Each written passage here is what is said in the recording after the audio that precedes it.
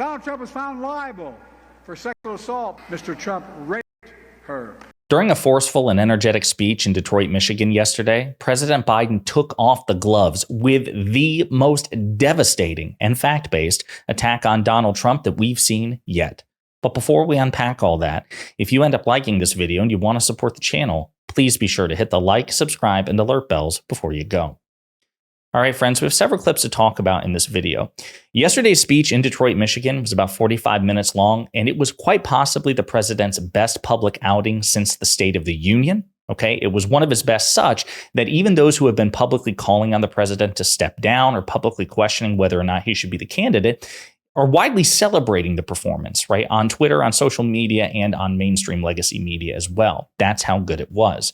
And there are many good things about the speech, one of which is that for the first time, the president actually laid out a very affirmative, specific agenda for his first 100 days if he's reelected to a second term. And we're going to cover that in a different video.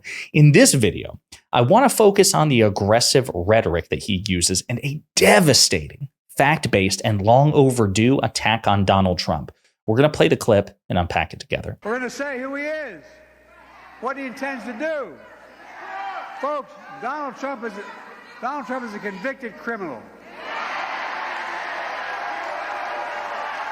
He's convicted.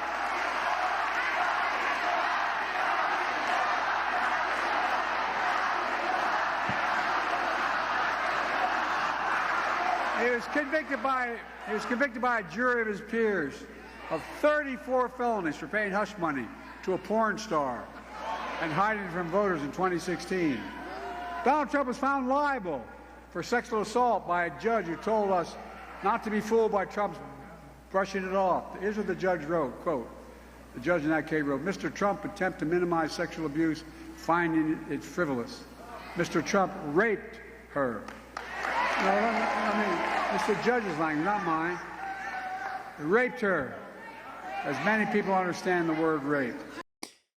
That part right there was a game changer. And again, quite frankly, long overdue. What is he talking about? Well, he's referring to something that we've talked about on this channel before, and I've talked about on social media, which is the fact that Donald Trump was found liable for sexual abuse and defamation of E. Jean Carroll, a woman he assaulted in a Bergdorf Goodman store, I think, in the 1990s, if I remember correctly. It was a devastating judgment against Trump last year, which, of course, MAGA Republicans brush off or excuse or ignore. And what was interesting is the judge did say, the presiding judge, Judge Kaplan, did say during a motion by Trump, I think, to basically get the penalty reduced, the judge clarified that Donald Trump raped E. Jean Carroll. Judge clarifies, yes, Trump was found to have raped E. Jean Carroll. After Trump was found liable for sexually abusing and defaming E. Jean Carroll, his legal team and his defenders lodged for a frequent talking point.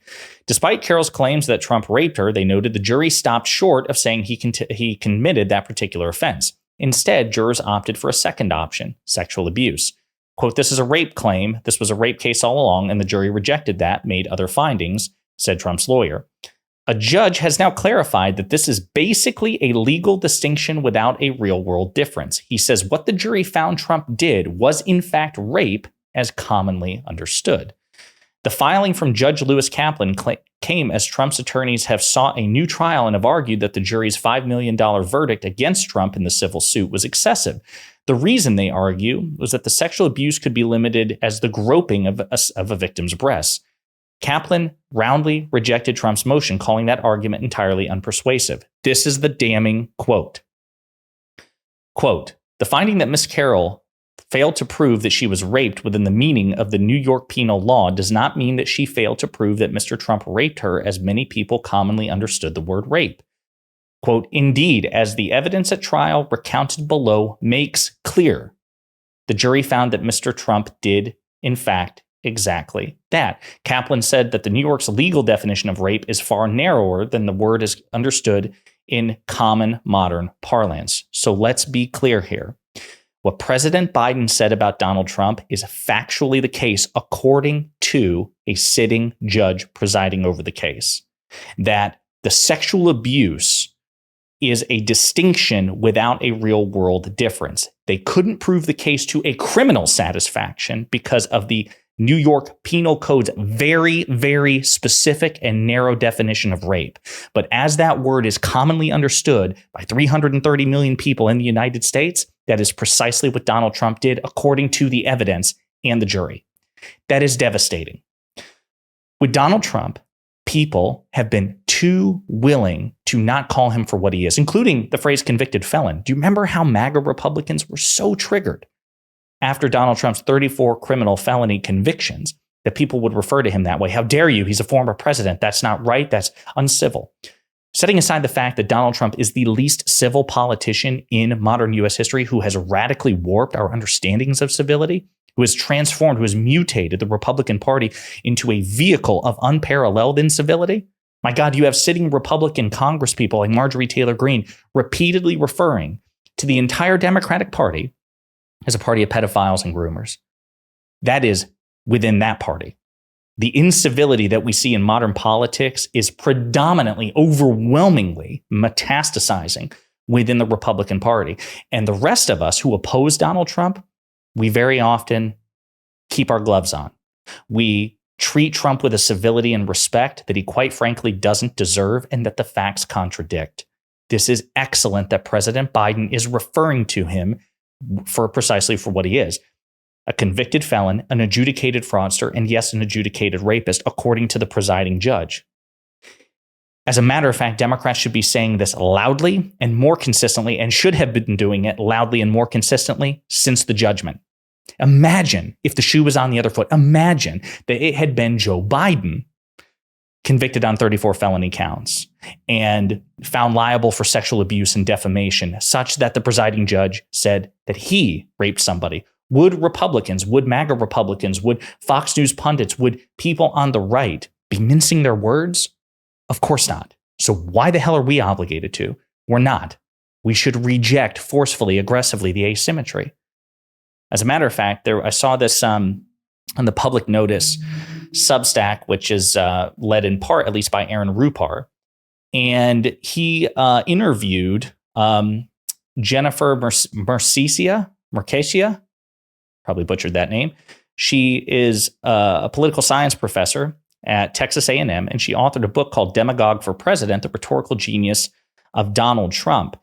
And she talks about the increased rhetoric, the aggressive rhetoric that occasionally comes out from President Biden that has been slowly and steadily, I should say, because this isn't new, this particular discussion about Trump's sexual abuse, this is relatively new. But the president has been increasingly rhetorically aggressive against Trump since he officially launched his campaign. She says Biden recently, in some of his recent speeches, has done something I've been wanting him to do, which is that he's been observing that Donald Trump is a loser. You wouldn't naturally think that fits into a conversation about democracy, but it does. The core of Donald Trump supporters are what scholars who study political psychology call right-wing authoritarian personalities. Scholars estimate that 40% of the nation has a right-wing authoritarian personality. It's not always active. It can be activated by certain circumstances, the kind of rhetoric that Trump uses, frankly.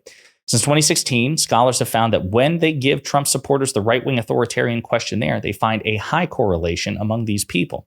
Right-wing authoritarians are looking for strong leaders. They are people who like hierarchy. They want their leader to show strength and authority. They are very defensive of group norms. They don't like cognitive complexity.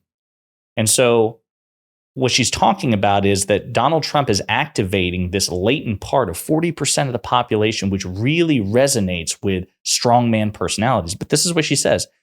He's not, though. He's a loser. He's pretending to be dominant. He lost the popular vote in 2016. His party, with him as the head of it, lost in 2018. He lost the popular vote and the Electoral College vote in 2020, which he'll never admit because it shows he's a liar and not a winner.